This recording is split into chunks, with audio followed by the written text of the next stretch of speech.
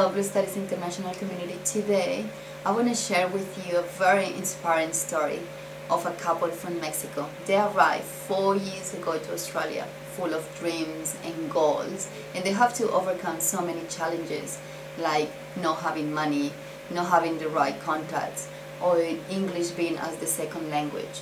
But today, they're running a very successful company.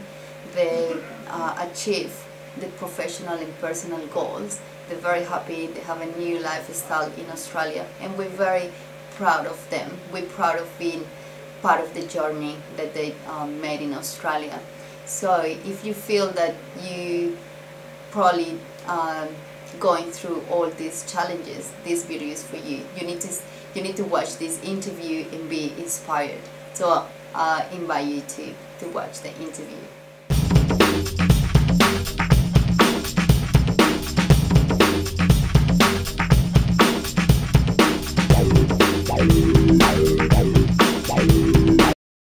You got good growth. I've got a deal.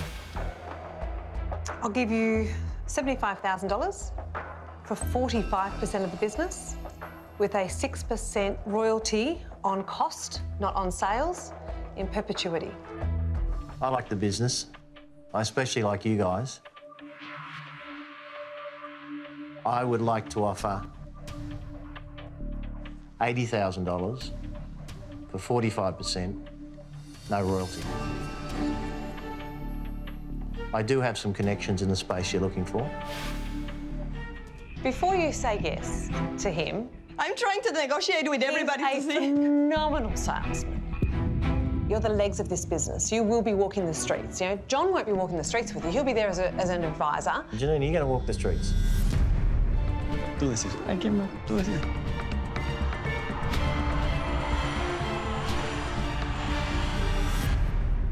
I have a deal.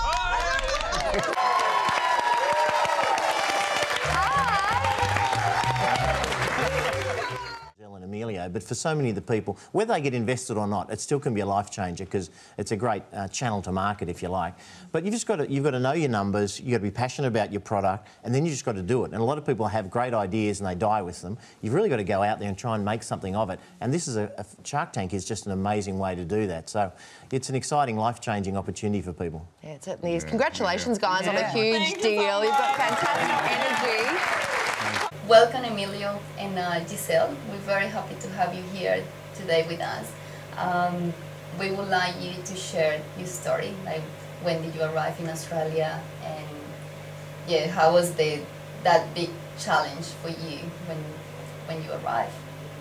We basically arrived 4 years ago. We just made like the 4th year in February, and yeah, we basically arrived with a 20-hour student visa. That means like nothing here, because no one wants to give you a job if you are only 20 hours part-time, and they don't know if you are going to stay or not. But we arrived with a lot of illusions, with a lot of motivation, and we just went out and started looking for a job, and for our surprise, we got a job like very quick. Okay. Probably it wasn't the job that we were looking for, or we were expecting, or like the thing that we used to do back in our country. But yeah, we just go out and get a job, and yeah, we start working, and I was studying also full time. And after 3-4 months after being studying, I look in the newspaper and looking for a job. I want to work in a restaurant. It was my dream to work in a restaurant, because in our country it's not like well accepted to work in a restaurant. No. So I want to come here to Australia and do what I really want to do, and cooking was one of those things. Your passion. My passion. So yeah, I just opened the newspaper and it was like magic. I just opened it and it was like they were looking for a Mexican chef. And I'm like, wow. Okay, I never in my life cook in a restaurant. I hardly cook in my house. So I went there. They put me to test like a couple of weeks, and after that they give me a job. And from then we start like building up and working 20 hours only. And Emilio also got a job. It wasn't his dream job either.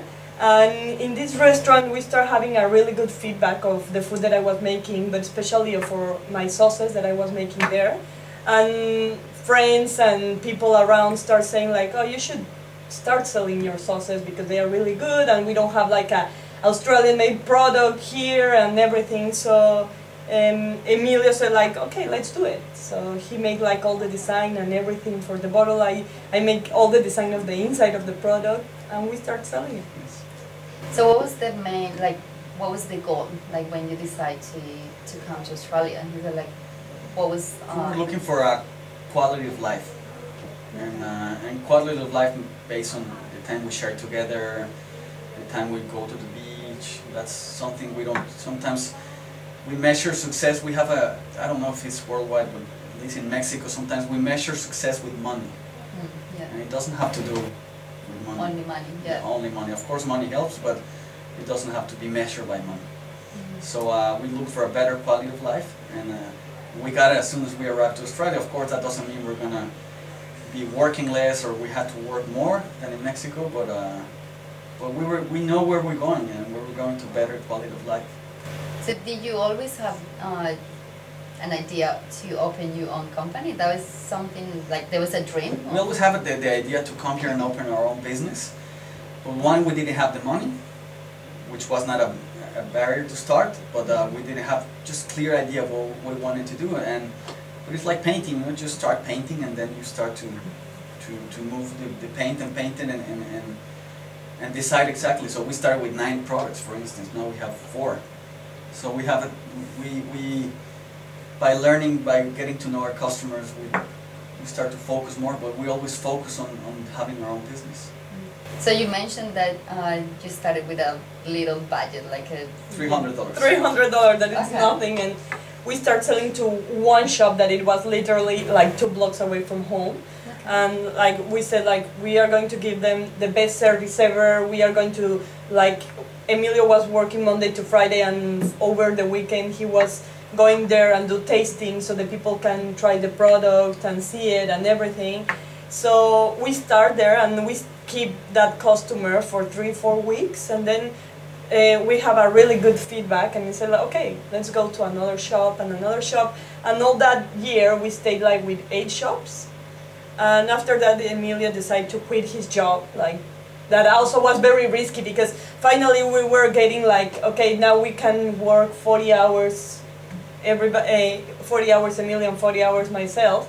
And they were like, okay, now we have like a kind of stability, and like, you're going to quit your job to get into a business that is not giving us enough like salary, like the salary. So we just get the risk and say, like, if we don't do it, we're never going to do it. So we just... So in how many shops are you now? 245. 245 nationwide, yes. Wow, like all over Australia. All over Australia, and we are expecting this year to like grow much more than previous one. What's the goal? Like how many? A thousand stores this year, yes. And I heard you in Coles. Coles, we are in Coles supermarket, and it was also a very big achievement, because like it's not easy to get into those. Even for Australians, even for Australians, very hard. But it's like you have to bring what others are not bringing. Like we were serving one customer when we started, so we have to offer something that big companies won't offer, and that's the time, the quality, so they feel like not even Coca-Cola will give me this quality of service and product. So you have to keep that attitude in everything you do. You mentioned to me before that the way you treat this customer, it was like you have a multinational company. So the way you talk to them or you present your product, it was like you very big. Yes, so we say like we gotta think multi-million-dollar company, but we have to act like a boutique hotel, you know, like extra service and everything presented, and that's what we've done it. Amazing. So tell me, why you think you did differently to other people, like other students or other people who are like migrants in Australia, to be in the position that you're right now? Because a lot of people are coming here with goals, with dreams, but they have these limitations. They're like, oh, I can't achieve, I can't do it because my English is very bad, or I don't know, no one is going to hire me because I'm not from Australia. It sounds like a cliche, but determination and believing in yourself. And persistent, a lot of persistent, because like you're going to have a lot of backups. We are not going to say, oh, we didn't have any problem in these 2.5 years that we've been in business. We've been having lots of problems, but we just like find a way to get over it and find the learning of that point. Like, okay, if I make a mistake here, how am I going to do it for not do it again the next time? So like try to improve our process, try to improve our service with our customers, like all the time get better at what we are doing.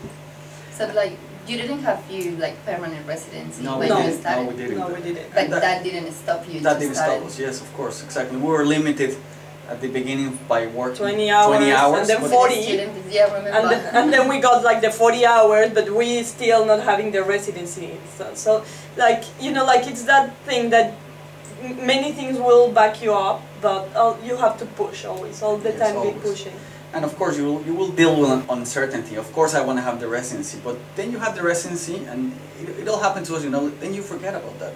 You forget about that, and you find out that nothing really changes. Of course, your status here changed. Yeah. But when you passport and then you. Yeah, but nothing else changes. It's your attitude. So if you don't believe in yourself, nobody else will. So you can have the best credentials coming down from Mexico or Colombia. The best credentials. Or even being in Australia. Or being in Australia, if you don't believe in that, how can anybody else will believe, you know?